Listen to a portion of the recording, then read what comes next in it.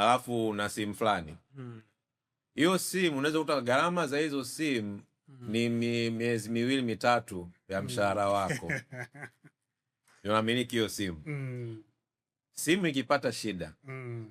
Simu inawezekana kwamba umempa mtoto wa shangazi, ameishia kuangusha, sikia imepasuka pa. Au mwenyewe inawezekana kwamba umetembea, umesimama barabarani hivi, kuna boda amekuja ameibia amekuapua mkononi pale. Sasa pale unakuta kwamba mtu anaishi na mchukua miezi 6 kurudi WhatsApp kwa sababu anataka kutumia simu sawa na hiyo alikuwa anamiliki zamani.